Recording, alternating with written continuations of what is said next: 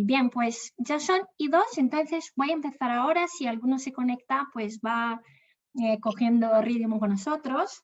Muy buenas tardes a todos, ahora oficialmente. Muchísimas gracias por estar conectados aquí en este cuarto encuentro del Club de Lectura. Los encuentros virtuales son un proyecto que ha nacido del Club de Lectura que tenemos de la bailarina imperfecta y yo, donde leemos cositas acerca del universo de la danza. Hoy tenemos como invitada aquí a la profesora Concepción Diosdado. Muchísimas gracias por haber aceptado la invitación, Concha. Es un placer enorme tenerte aquí con nosotras y quería invitarte a que te presente un poco y nos cuente un poco acerca de ti. Pues en primer lugar, muchas gracias a ti por haberme invitado y también muchas gracias a todos los que están ahí escuchando. Espero que, bueno, que aprendamos unos de otros, como de eso se trata, ¿verdad? Siempre. Pues mira, yo nací en Sevilla, estudié filosofía en Sevilla y como me gustaba mucho seguir aprendiendo, soy una persona como tú, ¿no? Y como todos los que estamos aquí, curiosa intelectualmente, ¿no? Pues quería seguir investigando y hice una tesis doctoral. Me fui a Alemania con una beca alemana a investigar sobre un filósofo alemán, ¿no? Y allí también, bueno, aprendí sobre la vida. Y allí me pasó una cosa que me puede conectar con la danza, porque yo con la danza me encanta, pero no tengo muchos conocimientos, no he practicado nunca, nada más que sevillana. Bailar sevillana sí, porque soy de Sevilla y bailo sevillana. Y fue que tenía una conocida que era cantante de ópera y un día me dice, oye, Concha, va a venir, yo estaba en Múnich, en Múnich, y dice, van a venir a representar Carmen y entonces yo le he dicho que tú, como sabes bailar sevillana, puedes enseñar un poquito a la que iba a representar el papel principal y a mover los brazos. Y yo, madre mía, pero qué responsabilidad si yo lo único que sé es sevillana. Pero bueno, mira, yo hice lo que pude y la verdad es que aquella cantante de ópera era una artista y lo hizo mejor lo hizo genial, ¿no? ¡Qué guay! Sí, esa es una anécdota. Bueno, así contando anécdota para romper un poco, después ya entramos en lo serio, os tengo que contar otra anécdota. Y es la siguiente, que cuando me propusieron escribir sobre la danza, porque el libro a través del cual me has conocido, ¿no? Danza de Oriente, Danza de Occidente. Yo, claro, como no tenía mucha idea, digo, pues me encantaría estar en contacto con alguien que se dedique a este mundo. Y por casualidad vi en la prensa un anuncio de un taller de danza. Y digo, pues yo me voy a apuntar. Imagínate qué locura hice, ¿no? Porque era todo el mundo, bailarinas y bailarines, y yo, que no tenía ni idea. Y era un taller, con lo cual se trataba de bailar. La coreógrafa que vino me dice, bueno, tú haz lo que puedas. Digo, vale. Yo llegaba todos los días llena de cardenales a mi casa. Mi marido me decía, pero Concha, ¿qué te ha pasado? Porque era danza contemporánea era mucho por el suelo. Y claro, yo quería seguir a los demás, pero claro, de seguirlo nada. Pero fue una experiencia increíble, de verdad, me encantó conocer este mundo, esa sensibilidad. Y también conocer el propio cuerpo y la confianza en los otros, porque claro, cuando tú a lo mejor te echas en otra persona para que te cojas, como desconfíes, estás perdido. O sea, tienes que confiar en la otra persona con los ojos cerrados. Bueno, no lo olvidaré. Fue una experiencia muy bonita, muy bonita. Sí. Bueno, Enhorabuena. y después... No, enhorabuena, no, la experiencia fue muy... Porque De estas cosas que se te quedan para toda la vida. sí, Sí, se dime. requiere coraje para lanzarte una cosa así. Sí, fue muy interesante, la verdad, porque pude ver el mundo de la danza del ballet, ¿no? Allí, tratarme con ella y les preguntaba, porque yo lo que quería era escribir después, ¿no? Entonces, nada, bueno, pues eso es una anécdota, se acabó. Y después ya cuando volví a Sevilla, después de la tesis doctoral y demás, pues me gustaba mucho el romanticismo, ¿no? Y estuve investigando con el director del que fue el director de mi tesis, que era catedrático de filosofía alemana y al que le debo gran parte, casi todo de lo que he aprendido. Y si hoy hago esto es por ti, por las personas que están presentes ahí y por él, porque ha fallecido con el COVID, ¿sabes? O sea, estaba tan bien y el COVID se la ha llevado. Pero si alguien quiere, él tiene libros sobre el romanticismo y con él se puede aprender muchísimo. ¿Vale? Javier Hernández Pacheco. Bueno, venga, ahora vamos al alegre. Sí, y vamos ya al tema, ¿no? Te voy a pedir entonces recomendaciones y así comparto con los demás. Sí, del libro, ese libro que él escribió sobre el romanticismo está muy bien, si quieres. ¿De acuerdo? Muy bien. Bien. Pues mira, yo pienso que siempre es interesante incardinar la obra de arte en la época. No es necesario a veces, ¿verdad? Porque si tú vas a ver un cuadro, dices me gusta, no me gusta, o una obra de arte, la que sea. Y es verdad, ahí está el juicio del gusto y muy bien, pero también es verdad que cuando tú conoces los detalles, la época, en qué momento, qué técnica había, qué acontecimientos históricos estaban ahí más importantes, todo lo que había alrededor, eres capaz de sacar mucho más de eso, ¿no? Y eso me pasó a mí con por ejemplo, con el ballet romántico, ¿no? Después lo vamos a comentar. La charla de hoy se llama El romanticismo en el ballet. Y yo quiero aclarar que lo que yo he investigado sobre todo ha sido el inicio del romanticismo, ¿de acuerdo? Porque después el romanticismo se extendió a lo largo de todo el siglo XIX, pero yo quiero ir a sus orígenes para que entendamos qué es. Y veréis cómo esto está reflejado después en la danza.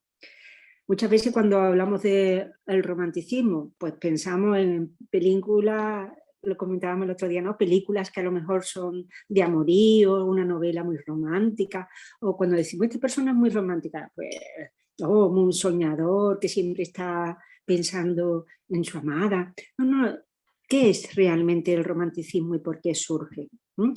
Vamos a contextualizarlo. Y para contextualizarlo, su origen, tenemos que irnos a Alemania. Alemania y en concreto a una pequeña ciudad que se llama Jena, que estaba muy cerca de Weimar. Weimar era un lugar, una ciudad donde voy a compartir una cosa que quiero compartiros con vosotros, ¿vale? A ver si soy capaz, ¿vale? Solo vale. el anfitrión puede... Vale. Espera que te voy... Si solo el anfitrión puedo. Lo voy buscando mientras... Te voy a dar el permiso y así puedes compartirlo. Sí.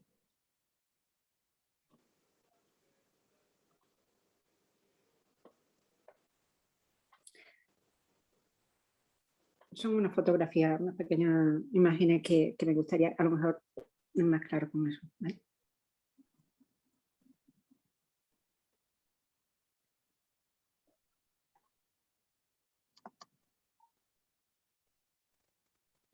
A ver si yo sé ahora, ¿eh? ¿Ahora te deja ya? A ver, ¿lo intento? ¿Lo sí. intento? Sí. Venga, le voy a dar a compartir, ¿no? Me puedo ir a... Verás, a ver si sale. ¿Lo estáis viendo? No, de momento sale en negro. Vale, pues entonces es que no voy a poder compartir. Es que es un PowerPoint que tengo aquí en la tablet. ¿Es un qué, perdón? Un PowerPoint, bueno, un diapositiva. Ah, sí, si quieres enviarlo a mí, yo puedo compartirlo entonces. Uf, pero esto va a ser ahora un lío. Bueno, déjalo. Vamos a ver dónde está yo ahora, si yo te encuentro.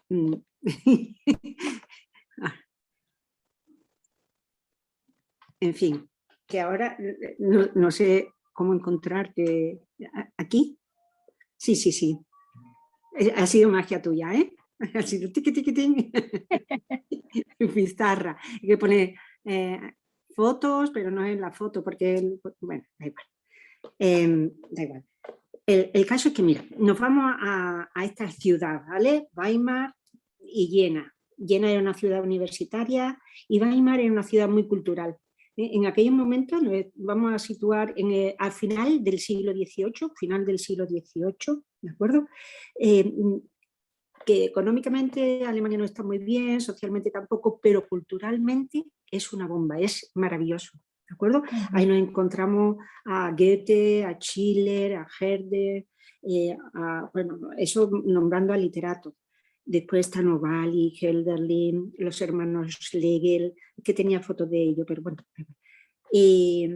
Entonces, en esa ciudad pequeña, Weimar, y esa otra ciudad pequeña que está al lado, Jena, en Jena empiezan a reunirse una serie de amigos, ¿no? Amigos de entre 20 y 30 años tenían, no más, ¿de acuerdo? Es como si tú ahora con tus amigos te reúnes y hablas de filosofía, de música, de ballet, pues así. El círculo de España. Estamos haciendo aquí ahora. Eso. Pues se reúnen y había hombres y mujeres, porque la consideración de la mujer en los primeros románticos tenía una consideración muy alta de la mujer. Para ellos no era una persona intelectual con la que se podía dialogar, hablar de todos los temas. De hecho, las cartas que ellas escriben son muy importantes para ellos. Bien.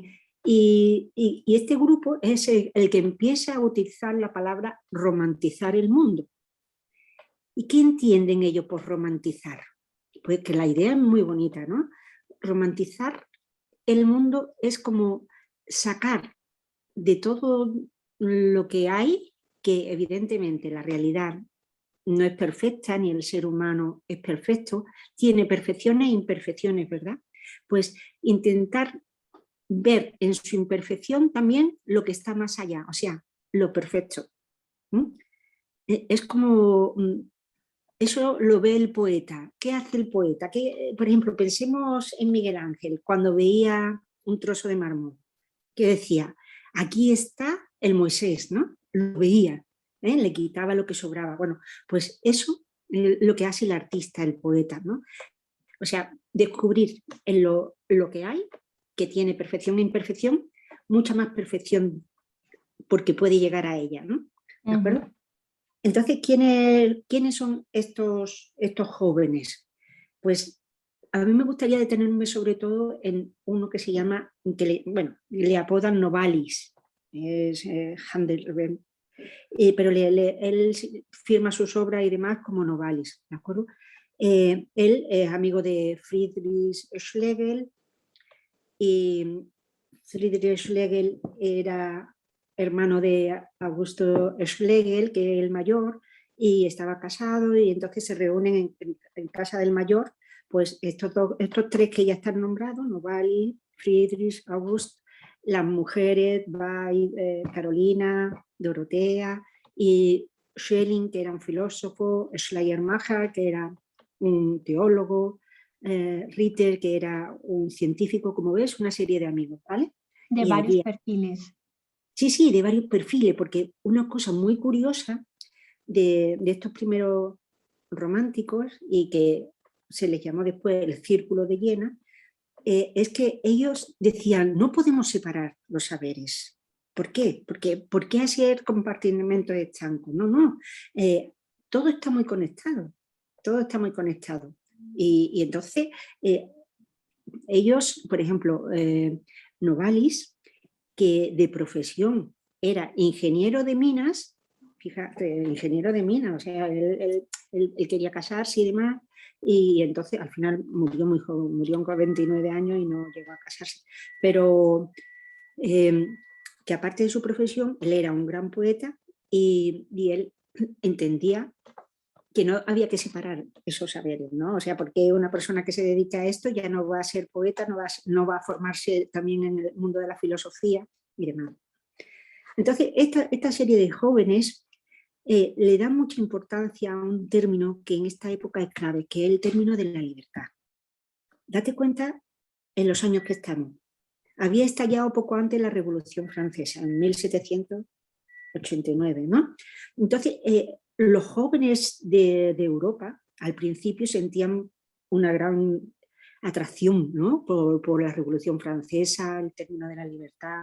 A ver, lo que pasa es que cuando la Revolución Francesa entró en un periodo de terror, con la guillotina, empezó ya... Entonces ellos empezaron a apartarse, ¿no? Y dijeron, nosotros queremos una revolución, nosotros queremos transformar la sociedad, pero no así. Lo queremos hacer a través de la cultura. Lo que tú estás haciendo, a través de la cultura. Cambiar el mundo a través de la cultura. Sí, entonces de eso se trata. Ahí está la clave, creo yo. O sea, formarnos y así transformar la sociedad. Y entonces eso era lo que querían esos intelectuales. De hecho, uno de los intelectuales de la época, que era profesor, no era romántico, aunque a veces, eso lo vamos a aclarar ahora también, aunque a veces se le dice que es romántico, pero a lo mejor alguna obra tiene que ver, pero no era romántico propiamente, que es Schiller. Schiller, el gran escritor, autor de Don Carlos y Los bandidos y demás, en aquellos momentos era profesor en Jena, y estos jóvenes lo admiraban, ¿no? Era profesor, por ejemplo, Novalis lo estuvo escuchando y sentía gran admiración. ¿Y por qué estoy nombrando ahora mismo a Schiller? Porque precisamente él decía que había que educar al hombre, al ser humano. Cuando ellos hablan del hombre no se refieren a hombre o mujer, sino al ser humano, a través de la belleza, ¿no? A través del arte. ¿Ves? Como tú, otra vez. Sí, que al final... Sí. Me queda mucho año, pero muchas gracias. Educar a través de la belleza, a través del arte, ¿no? Y entonces, eso es lo que ellos quieren, educar a través del arte. Anabel, no te veo. Bueno, sigo yo, ¿no? Sí. Entonces, a veces se ha pensado que el origen del romanticismo, de esto romántico, está en un movimiento literario y artístico que es el Sturm und Drang. No sé si la habéis oído alguna vez, se puede traducir como tormento y éxtasis, pero no está ahí en realidad, porque ese movimiento que acabo de nombrar tenía sus raíces más bien en la filosofía de Rousseau. Rousseau, como sabéis, es un filósofo francés, ¿verdad? Del siglo XIX. Y sin embargo, el Círculo de Jena, donde tiene su base filosófica, es en la filosofía crítica de Fichte y de Kant. Fichte es un filósofo que había leído... Perdón, Dime. Es que Anabel tiene el micrófono abierto. Si lo puedes cerrar, porque yo creo que ya. Sí, Sí, gracias. perdón. Pues mira, Fichte en aquellos momentos también era un profesor jovencito al que todos estos escuchan y demás, y decía que había que transformar la sociedad, y sobre todo cada vez había que fomentar más el término de la libertad y demás, ¿no? Y Novalis, por su cuenta, o sea, no quiero decir como autodidacta, lee mucho a Fichte, y es la base de la filosofía de este movimiento, ¿no? Fichte sobre todo. Con lo cual, más que Rousseau, que sería la base del Sturm und Drang, en la base del Círculo de Jena nos encontramos la filosofía crítica de Fichte y de la crítica de la razón práctica de Kant. Bueno, me estoy liando mucho con filosofía y a lo mejor...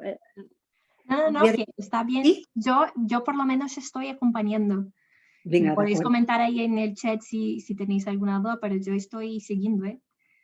Sí, vale, estupendo. Mira, los temas principales que le preocupan a este grupo de amigos, ¿vale? Que empiezan a escribir, porque uno de ellos, bueno, los hermanos Schlegel en concreto, ¿no? Tenían una revista que se llamaba Atheneum, y ahí empiezan a publicar lo que van escribiendo todos ellos, ¿de acuerdo? Y lo escriben mucho en forma de aforismos. Ellos lo llamaban fragmentos, como ideas así, pum, pum, pum, ¿no?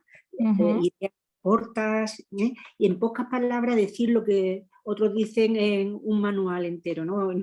en muchísimas páginas.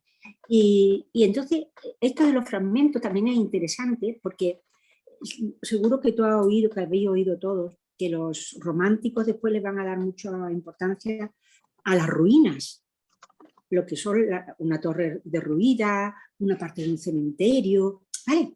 Y es que esos son Ótimo, también ótimo fragmentos, punto. ¿sí? Son fragmentos, pero para ellos las ruinas no son importantes en tanto que son una ruina, no, no, sino que están representando un todo, el espíritu de un todo que está allí. O sea, a ellos les interesa la ruina en tanto que expresan un todo y que no hace falta restaurarlo. Por ejemplo, piensa en la Venus de Milo. En la Venus de Milo le falta un brazo. ¿Hace falta para apreciar su belleza que restauremos? No un brazo, le faltan los dos. Que restauremos los dos brazos que le faltan. No, es bella así. Incluso, porque expresa el todo que fue. Si tú te olvidas de ese espíritu del todo que fue, claro, te queda, oh, esto está una estatua rota. No, no, no, no. O sea que no quieren ver algo como si fuera nuevo, como si se acabara de hacer, sino quieren apreciar todo el recorrido. Entonces, si la obra está así hoy es porque tiene toda una historia y es esto lo que aprecian, ¿verdad? Exactamente, ven el espíritu que ha estado ahí impregnándolo. Es mucho más, ¿de acuerdo? Y otra vez volvemos a lo de antes, ¿te acuerdas cuando decíamos? Es que esta mentalidad romántica es ver la perfección que puede alcanzar algo o que ha alcanzado, si es del pasado. Entonces, por eso la visión de estos primeros románticos es muy bonita si pensamos que es ser a la vez poeta y jardinero o poeta e ingeniero, como decíamos de Novalis. ¿Qué significa esto? El poeta es el que es capaz de ver aquello que falta de perfección o aquella perfección que se perdió, pero que es capaz de verla en algo que ya le falta, ¿vale? Y el ingeniero es capaz de ayudar a reconstruir eso que falta. O el jardinero, ¿no? ¿Qué hace el jardinero? Tú descubres esta rosa y el jardinero la poda un poquito para que ella misma exprese toda su belleza. ¿De acuerdo? Es la idea del romanticismo de estos primeros románticos. ¿De acuerdo? Bien, pues temas principales de ello, evidentemente, el tema básico, el amor. El amor. Escriben cosas muy bellas, sobre todo Novalis, en una novela suya que Enrique de Ofterdingen escribe cosas muy bellas sobre el amor, ¿no? Para ellos, la amada o el amado es como el mediador hacia la perfección propia. Es como decir, para ser yo mismo te necesito a ti, ¿no? Y tú me ayudas a ser más yo, ¿no? Esa visión del amor. Tienen, ya hemos dicho, un alto concepto de la amada, ¿vale? La consideran como una compañera intelectual, ¿de acuerdo?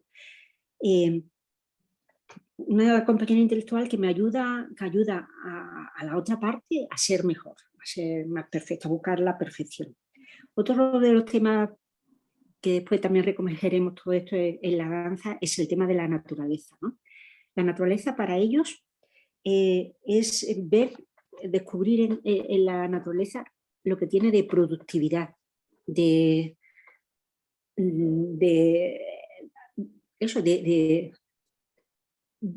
vida, ¿cómo decirlo?, de energía vital, ¿vale?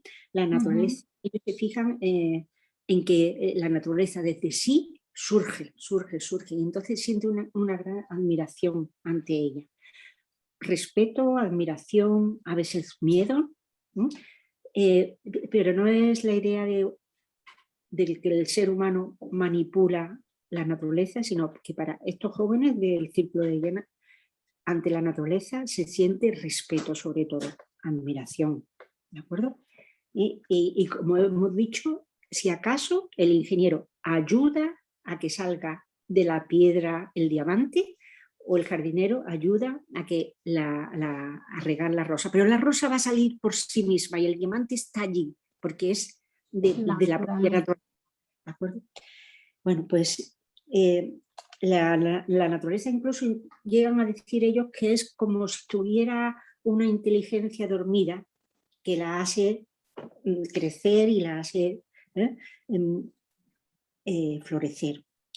Otro de los temas que tratan ellos es el tema de la muerte. El tema de la muerte está ahí presente, bueno, es un tema muy romántico, ¿verdad? Es muy duro, que ellos llegaban incluso a decir que aunque se muriera joven no importaba, porque lo importante era vivir plenamente la vida, ¿no? Pero para estos primeros románticos hay una especie de continuidad entre la muerte y el amor, porque gracias precisamente al amor, ¿no? se llega después, por supuesto, del dolor y del sufrimiento, se llega a la paz, porque se comprende como si hubiera un paso, ¿no?, a una vida sin dolor, una vida que después va a haber sin lágrimas. No sé, verás, no sé, te voy a leer unas palabras de Novalis donde se puede apreciar, ¿vale? Aparece en el artículo que os mandé. Ya no se oirán más quejas ni lamento, ya nadie más querrá marcharse de entre aquellos que alegres se sentaron un día a nuestra mesa rebosante. Ya nadie más se quejará, no se verán ya más heridas, nadie tendrá que enjugar lágrimas y jamás el reloj se detendrá. Jamás se sentirá en esta tierra la aspereza y el frío de los vientos. O sea, él piensa que... Brutal. O sea que... Esto es como, cuando yo lo he leído, era como si esta expresión que tenía Novalis era como una forma de escapar de sus propias tragedias personales, ¿no? Porque había sufrido mucho. Mucho, mucho. Él había estado enamorado en primer lugar de una chica joven, Sofía, que murió de tuberculosis, y cuando estaban a punto de casarse, por eso empezó a trabajar como ingeniero de mina, por su responsabilidad de conseguir un trabajo para casarse, ¿no? Después ya, como te comenté antes, volvió a echarse otra novia al cabo de los años, pero también murió él, y ya antes habían muerto, en aquellas épocas que moría mucha gente de tuberculosis, ¿no? Si por ejemplo vemos la obra si nos vamos a un pintor que se le puede considerar en muchas de sus obras romántico, como es Caspar Friedrich, pues vemos que su vida fue tremenda también. La vida de Caspar Friedrich, se le murieron muchísimos de los hermanos, él al final terminó también enfermo, y sin embargo, él en sus cuadros expresa también una cierta esperanza, a pesar de, no sé, también tenía en esa imagen en algunos de los cuadros, pero bueno, los cuadros de Caspar Friedrich son súper conocidos, y seguro que lo tenéis todo en la mente, ¿no? Pero también es que Caspar Friedrich, este pintor, expresa muy bien el concepto también de naturaleza del romanticismo, porque si pensáis en sus cuadros, que quería poneroslos, pero ya veo que no puedo, pues es también, casi siempre aparecen las figuras de espaldas mirando la inmensidad de la naturaleza, ¿no? ¿Ves? Se tiene como ese respeto a el mar, las montañas, el horizonte, ¿sí? Siempre son esos temas, como la grandeza de la naturaleza, ¿no?, a la que hay que respetar y hay que venerar casi, ¿no? Bien, más temas que la poesía y el arte, ¿no? El arte para esto romántico es como la expresión de lo infinito en lo finito. Esa idea después será también recogida por más filósofos, ¿vale? Expresión de lo, fíjate qué bonito, ¿no? De lo infinito en algo finito. Y yo invito a todos a que ahora penséis en una obra de arte que os llame la atención, que a cada uno nos gusta uno, ¿no? Una pintura, una sinfonía, cada uno, y es algo finito, pero ¿qué pasa cuando estamos ahí observándola o escuchándola o viendo un ballet? Que el espacio y el tiempo es que se nos van, ¿vale? Es verdad. Y nos va el espacio y el tiempo, y es una representación finita, pero de algo que lleva a mucho más allá, ¿verdad? Eso es una representación finita de lo infinito, prácticamente, una obra de arte, ¿no? Y así la consideran ellos. Bueno, pues vamos a ver ahora un poquito, vamos a empezar a ver si estas ideas del amor, de lo infinito, de la aspiración, porque estamos viendo cómo, hemos dicho ya varias veces, cómo ellos quieren ver más de lo que hay en eso. O sea, por ejemplo, en el amado, en la amada, ven muchas más perfecciones que la propia amada o el amado, ¿no? Y así en toda la realidad. ¿De acuerdo? Lo hemos dicho varias veces. Bueno, pues ¿cómo vamos a ver si esto se expresa de alguna manera en la danza romántica? ¿De acuerdo? Muy bien. Y para ello, nada más que tenemos que pensar en una de las cosas más básicas, la elevación del pie. La elevación del pie. ¿Qué pasa? Que cuando nos ponemos de punta, bueno, cuando os ponéis de punta, esa expresión está expresando elevación, aspiración, aspirar a más. Lo que quiere el romántico, ¿vale? Descubrir lo que todavía no está, pero puede estar ahí, ¿no? Entonces, la bailarina y el bailarín se estiran al máximo, ¿verdad? Entonces, esto, la postura del pie sobre la punta, es una expresión del sentir de la época, de ese anhelo por el infinito, ¿de acuerdo? Esa evocación de lo intangible, de lo ideal. Por eso una palabra básica de esta época del romanticismo es la palabra aspiración unida a elevación. Y entonces ahí tenemos ya una de las grandes aportaciones. Otra de las aportaciones también, creo yo, del romanticismo a la danza y al ballet y cómo se expresa, lo mismo que antes hemos dicho, se expresa en algunas obras de Friedrich, en la pintura, cómo se expresa en la danza, en el ballet, pues el importante papel que se le da a la mujer. Sí.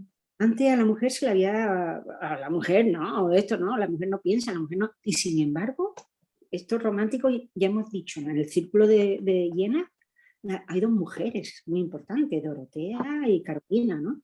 Y fíjate, en los ballets románticos, sobre todo al principio, en los primeros, la importancia que tiene la primera bailarina, ¿no? La mujer es fundamental. Era la estrella.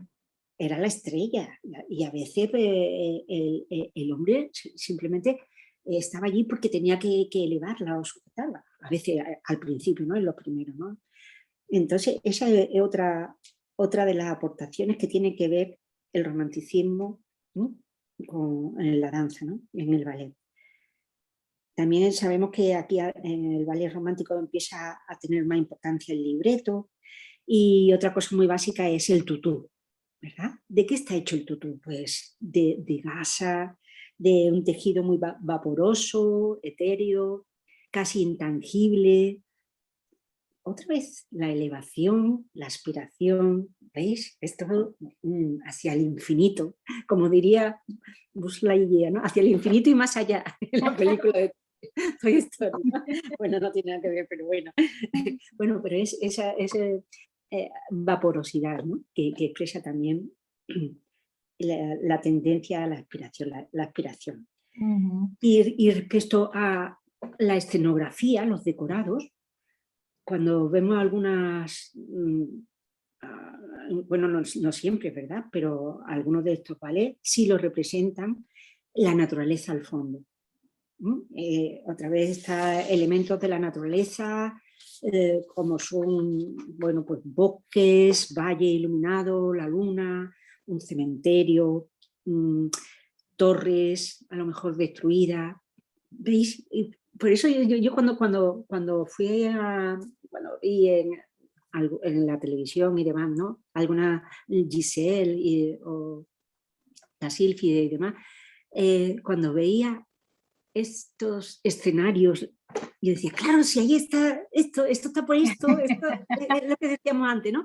Que representaba todos estos elementos del romanticismo. Es lo que estamos diciendo, que a lo mejor si yo no hubiera sabido nada de esto, de cómo la importancia de la naturaleza para los románticos, si no hubiera sabido lo de la elevación, la importancia de la aspiración y todo esto, pues hubiera dicho, qué bonito, uy, qué bien, cómo se mantiene en la punta, pero pero después ya empecé a conectarlo y digo, ah, mira, si esto está aquí, si esto está aquí, lo está expresando, es que está, por eso se llama ballet romántico, por eso es un ballet Claro. romántico.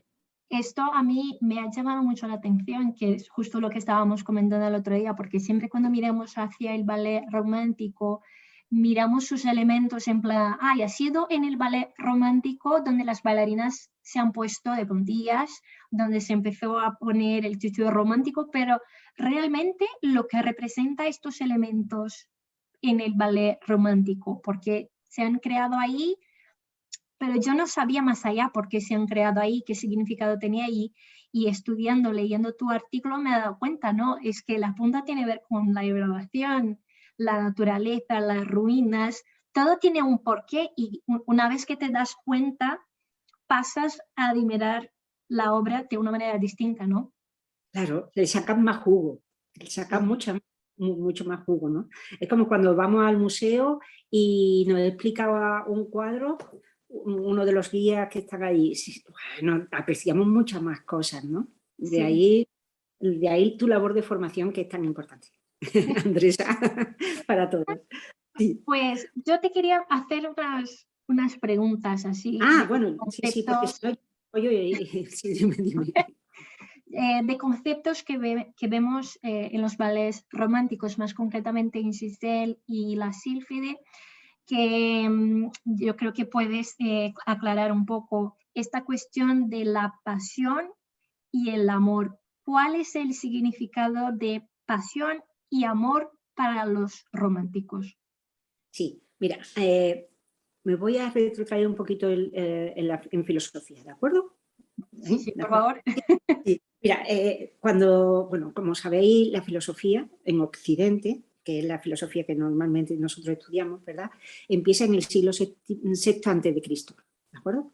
Los presocráticos, después ya tenemos figuras más relevantes que ya son más conocidas, Sócrates, Platón, Aristóteles, pasamos a la Edad Media, después pasamos a la Edad Moderna y tenemos Descartes como el gran filósofo, el primer filósofo de la modernidad, vamos siguiendo Kant, vamos avanzando, Descartes del 17, Kant 18, seguimos, y todo lo que te estoy nombrando, que son grandes filósofos, y podemos aprender muchísimos de ellos, muchísimo, pues sobre todo hace mucho hincapié en el ser humano como ser racional.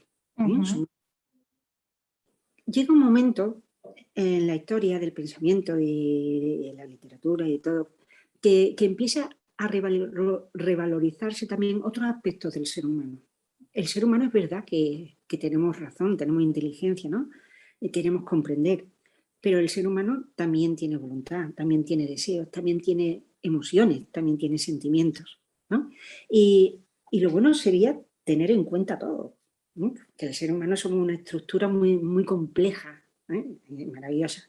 ¿Qué pasa? Que a veces hay épocas en las que se ha hecho más hincapié en la razón, otras veces se ha hecho más hincapié en otros aspectos, como el tema de que el ser humano también tiene emociones y tiene pasiones. ¿Qué pasó en el siglo XVIII? Antes de que empiece el romanticismo, en el siglo XVIII lo que impera es la ilustración. En la ilustración, date cuenta la importancia que le daban a la razón, que hasta la llaman la diosa razón. La diosa razón. Y escultura a la diosa razón y veneración a la diosa razón. Ante esto, llegamos a un momento en el que empiezan a haber otros literatos y filósofos que empiezan a decir, oye, pero es que también el ser humano siente, el ser humano tiene emociones, el ser humano, el amor juega un papel muy importante, ¿no? Entonces, entre ellos están los románticos, que le dan efectivamente mucha importancia al tema del amor. Pero date cuenta que me han nombrado la palabra pasión.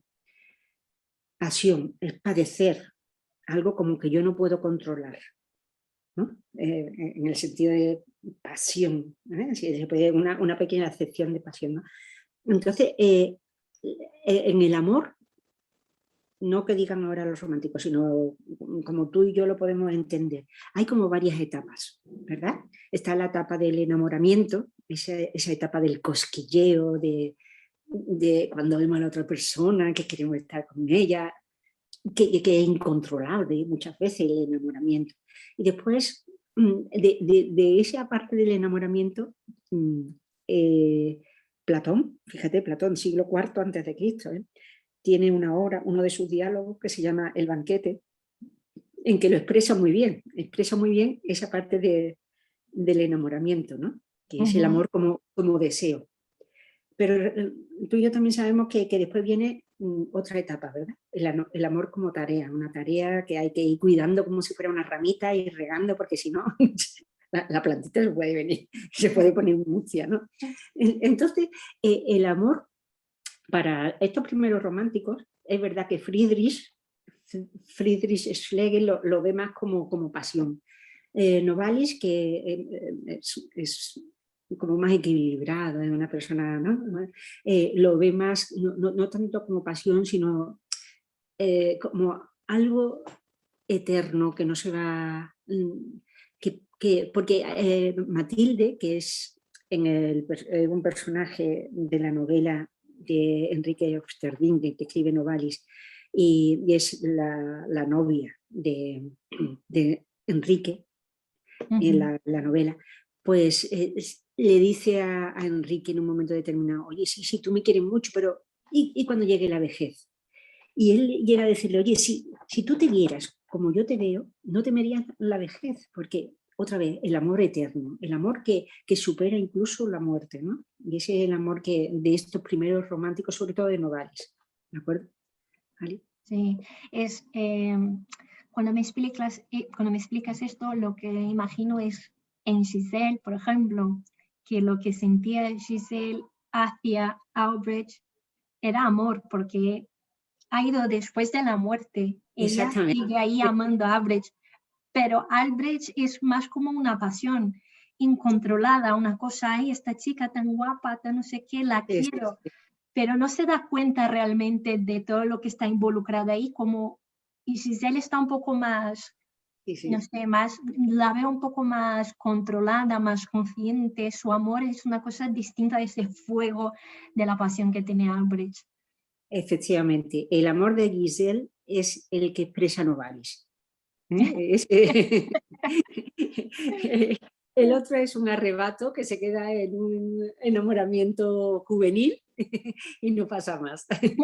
Sí, exacto. Penélope está comentando que ella tiene entendido que la idea de la naturaleza en este periodo se vincula estrechamente con la idea de lo sublime. De lo sublime, sí.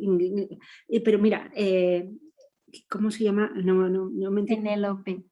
Penélope, mira, si te interesa la idea de naturaleza de este primer periodo, que es que el círculo de Jena, lo habíamos circunscrito desde el punto de vista del espacio a la ciudad de Jena y también Weimar, ¿vale? Porque en Weimar vivían Goethe, vivían Herder, y entonces atraían mucho, o sea, de hecho los románticos pues a veces visitaron a estos grandes personajes de la época, ¿no? Pero el círculo de Jena, o sea, los románticos son los del círculo de Jena, ¿vale? Los propiamente románticos. Y respecto al tiempo, hemos dicho que se circunscribe a la última década del siglo XVIII, y prácticamente el primer año del siglo XIX, o sea, en 1801 muere Novalis. El círculo empieza ya a separarse. Y antes comenté que uno de los, o no sé si lo dije, la verdad, uno de los integrantes del Círculo de Jena es Schelling. Schelling es un filósofo que en estos años, de hecho, en 1798 sale uno de sus libros sobre la naturaleza, y alrededor de esos años es el que más trabaja el tema de la naturaleza, y es el que ve en la naturaleza esa productividad, ¿no? Y la expresa en varios libros suyos. Él llega a ver esa productividad, pero no solamente pensemos en las plantas o en los animales o en los seres humanos, sino en la época en la que se está descubriendo el galvanismo, el electromagnetismo, y si pensamos en el magnetismo, pues parece como si las piedras tuvieran cierta vida, ¿no? Entonces él ve como si, llega a nombrar como si la naturaleza fuera un gran organismo, un todo que tiene alma, ¿no? Que tiene ese espíritu dormido, no consciente en la naturaleza que no es el hombre, y que llega a ser consciente en el ser humano, ¿no? Pero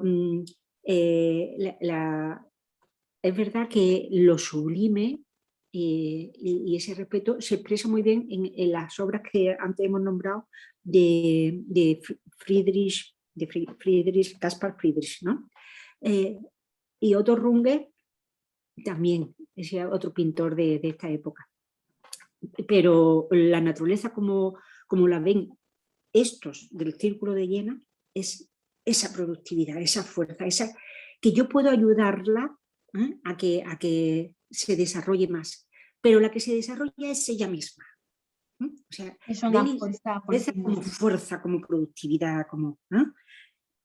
Es la visión, y eso lo expresa, es la visión de la naturaleza que tiene Schelling, que había sido discípulo en principio de Fichte, pero después se fue separando, ¿no? Se fue separando de él y construyendo su propio pensamiento. ¿Vale?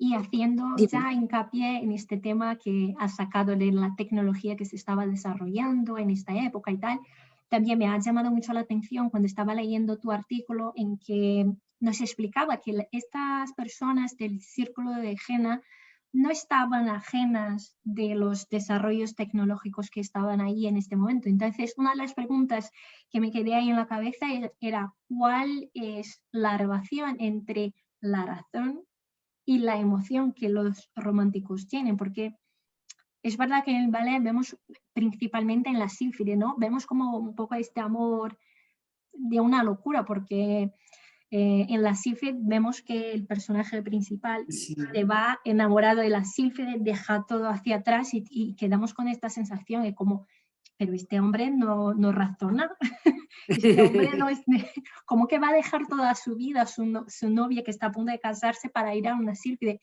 Entonces, ¿cómo era esta relación entre razón y emoción durante este primer periodo romántico? Pues no se rompe, o sea, está mucho más unida que en el posterior romanticismo. De hecho, fíjate cómo Novalis, siendo un gran poeta, lee a Fichte y Fichte le da mucha importancia a la razón, ¿eh? Aunque la influencia que tiene en estos autores románticos es por cómo incide Fichte en el tema de la libertad, y cuando lo oyen hablar de la libertad en la universidad dicen, oh, esto es. Pero bueno, pero es que Fichte le da mucha importancia a la razón también, y también a la imaginación creadora, Pero este círculo de Jena no separa tanto lo real y lo ideal, lo objetivo y lo que no es objetivo. O sea, ellos no son como después el romanticismo posterior sí le dio más importancia a esa pasión y demás, ¿no? Ellos sí tienen más en cuenta el tema de la intelectualidad, de la razón, ¿de acuerdo? Pero, y de la no separación de los saberes. En esto inciden ellos mucho. Mira, es que me he acordado, por lo que ha dicho antes del magnetismo y de qué pasaba con la época y demás. No sé si has visto o has leído Frankenstein o El moderno Prometeo de Mary Shelley, ¿no? Mary Shelley es una autora también romántica, ¿no? Inglesa. Pues si has visto o has leído la obra, fíjate también cómo se expresa ahí lo que se estaba estudiando en la época, la relación electromagnética, y cómo a través de un rayo a ver si podemos conseguir vida. En esa obra también se está reflejando muy bien pues, la ciencia de su tiempo. Es que todo va muy unido, porque fíjate, la Revolución Francesa con esa apelación a la libertad había influido en ellos, aunque no el periodo ese de terror, ¿no? Pero siguen el espíritu ese de libertad, libertad sigue, y sí queremos transformar la sociedad. Y Fichte habla mucho de eso. De hecho, Fichte, una de sus obras es Discurso a la nación alemana, y hay que transformar la sociedad, pero no con el terror, sino por otra medio. Chile, hay que transformar la sociedad con la belleza, y esta gente con la cultura, ¿ves? Pero todo está muy unido. No sé si me he ido por otro sitio. Sí, no, está genial. Una pregunta que nos han puesto ahora en el chat, que en los ballets románticos vemos siempre a seres sobrenaturales, ¿no? Las sílfides, las Willis y las Sí. Náyades, y en otros ballets. ¿Cómo era esta representación de lo sobrenatural, el entendimiento de lo sobrenatural entre los primeros románticos? Sí, entre los primeros románticos, fíjate que todo lo que las bilis, las sílfides, en realidad están cogidos de la literatura y de la tradición germana y eslava. Entonces, de ese ambiente, de natural, vamos, el origen es germano y demás, ¿no? Entonces, en concreto, para el Círculo de Viena, ellos en principio son protestantes, algunos, otros son ucranianos y demás. Algunos llegaron a convertirse incluso al catolicismo. Y de hecho Novalis te llega a hablar de la Virgen. A mí me llamó mucho la atención. El protestante, muere protestante, y sin embargo una de las veces van a visitar un museo, no sé si fueron a Dresden, que había un museo de arte muy bueno, y se quedan impresionadas ante un cuadro que había allí de la Virgen, y lo comentan entre ellos después, ¿no? O sea, es que es muy curioso todo esto, ¿no? Entonces ellos, sobre todo la espiritualidad, el mundo de la fantasía, bueno, también es que le dan mucha importancia a la imaginación, ¿no? Y a la creatividad y a las tradiciones, porque el romanticismo es verdad que se vuelve hacia la Edad Media. Hacia Grecia siempre no hemos vuelto porque son nuestras raíces, son las raíces de Occidente, ¿no? Uh-huh.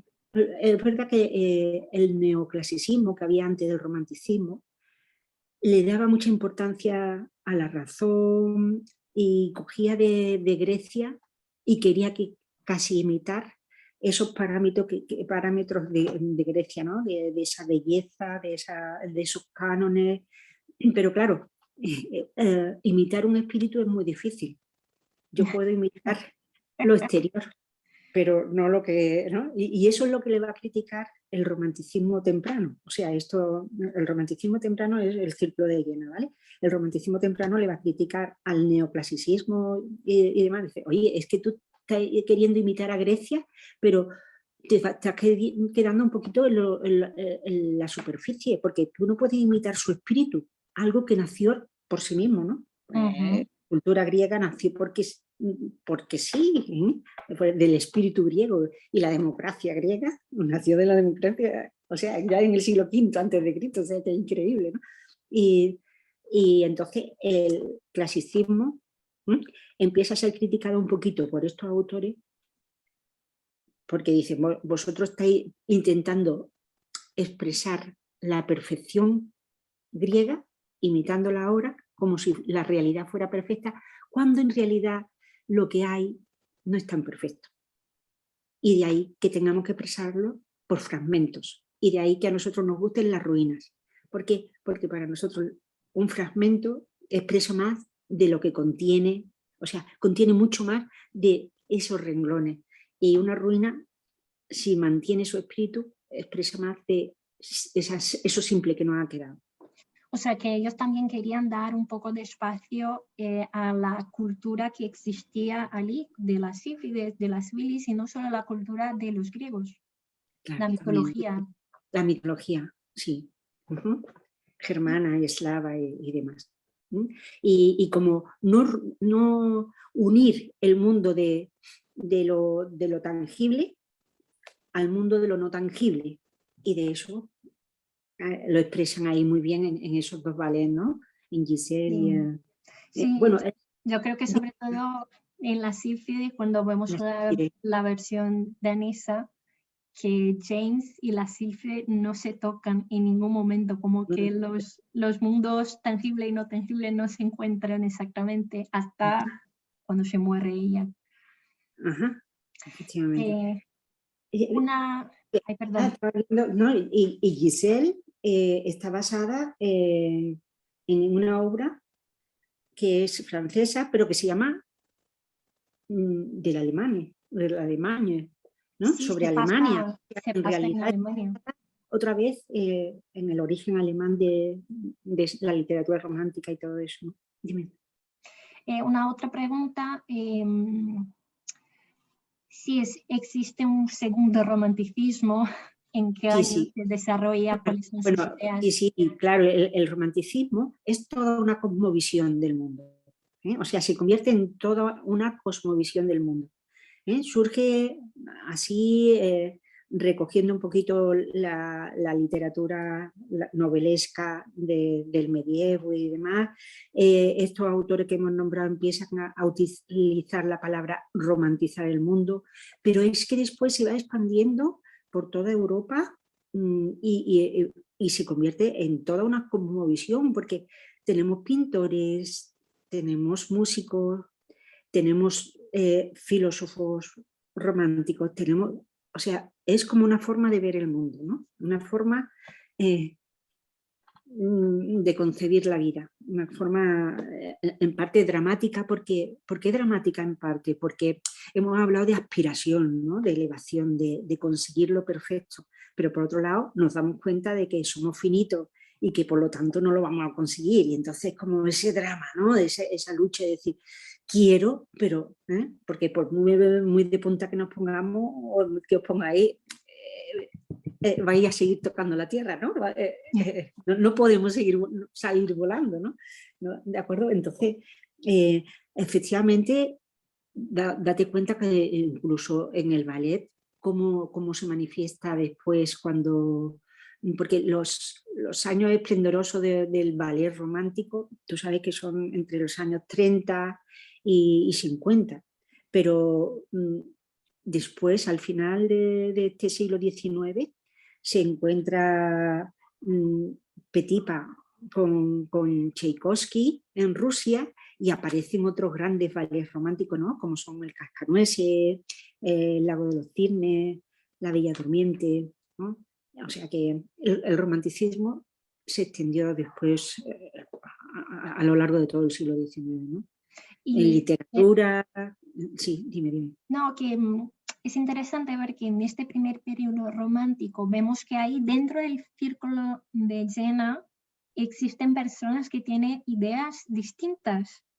Entonces es natural pensar que cuando el movimiento se ha expandido por toda Europa, que también había mucha gente escribiendo sus ideas y que había muchas ideas distintas, ¿no? Por supuesto, claro que sí.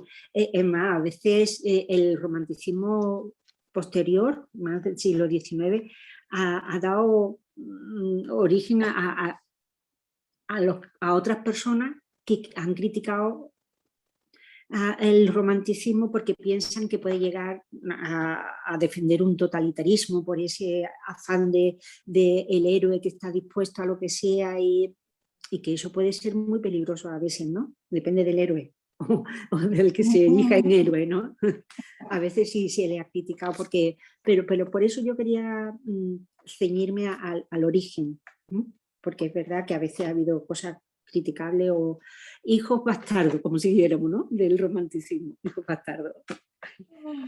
Bueno, ya vamos terminando. Ha sido genial, de verdad, he aprendido un montón. No sé si os he aburrido, pero ya lo siento. No, de verdad, es que he aprendido un montón. Ya estamos llegando a los últimos minutos, pero antes de irme, quería preguntarte a ti, ¿cuáles son los malentendidos que crees que son más frecuentes en relación al primer periodo romántico?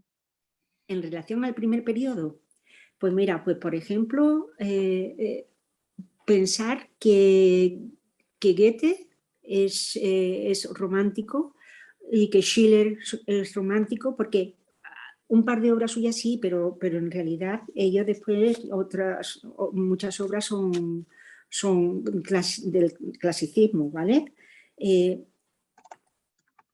También, por ejemplo, el ver como el origen del romanticismo al Sturm und Drang, ese movimiento literario y estético, cuando tiene otras bases filosóficas distintas, ¿de acuerdo? Antes hemos dicho que la base de este último movimiento que he nombrado era Rousseau, ¿vale? Sin embargo, de los románticos, que beben a Fichte. Si os leí, no sé, a ver, yo tengo por aquí. Mira, este está en alemán, pero hay muchas obras suyas traducidas, ¿eh?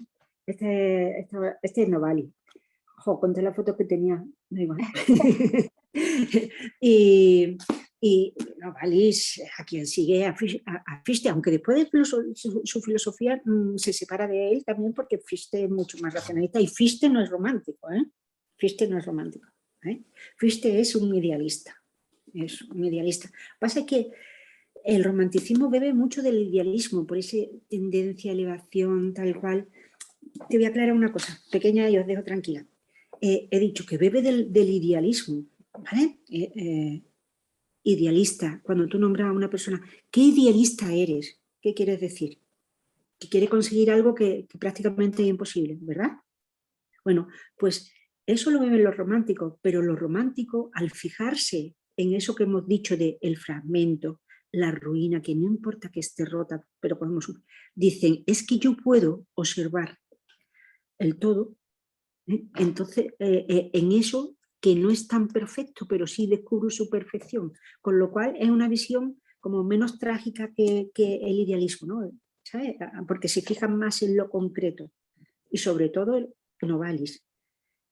Quedaros con la idea de que nos anima a ser poetas y a la vez jardineros, ¿de acuerdo? O sea, poetas porque descubrimos todo eso que puede llegar a ser cada cosa, y jardinero porque aunque la planta va a surgir por sí misma, no tirándole nosotros para arriba para que crezca, pero sí la vamos a pegar y la vamos a ayudar a que crezca, ¿vale? O sea, esa idea, ¿de acuerdo? Muy bueno, bien. Ya está. Penélope, yo estoy viendo tu comentario acerca de las diferencias o vínculos entre el ballet romántico o el ballet clásico. No sé si quieres comentar, Concepción. Yo, No, de que comentar tú más. Yo, de mi opinión, lo que he leído y estudiado acerca de esto es que hay como diferencias entre los historiadores y la gente que estudia el ballet, si los ballets creados por Petipa son ballets románticos o no. Hay gente que considera que sí, hay gente que considera que no. Yo creo que a partir de la conversación que hemos tenido aquí ahora con Concepción, que nada es muy blanco y negro y que nada se transforma de un día hacia el otro, que siempre hay algunos elementos del movimiento anterior y siempre hay algunos elementos de lo que se está creando ahora. Entonces yo creo que en el periodo clásico sí que hay algunos elementos del ballet romántico, como todos los ideales y todos los conceptos que nos ha explicado ahora Concha, pero que también se empieza a explorar otras cosas. Pero ese ya, yo creo que es tema para un próximo encuentro, que podemos aprender mucho más en este tema. Concha, muchísimas gracias. Solo para terminar, me están preguntando si tienes algún contacto, un mail que puedes dejar de contacto para la gente. Bueno, mi correo electrónico, si quieres, tú se lo puedes dar, ¿no? Vale. Sí, Concha Diosdado. Sí, es muy fácil. Te lo pongo aquí. Pues nada, yo quería terminar este encuentro, como es nuestro último encuentro, quería terminar haciendo un pantallazo de todos, así que si podéis abrir las cámaras para ver vuestras caritas al final, ya vamos diciendo adiós. Yo he disfrutado mucho, yo de verdad he disfrutado mucho, ha sido un placer, de verdad. Me alegro mucho, me hubiera gustado, no sé, contar muchas más cosas, pero lo que sé lo he compartido.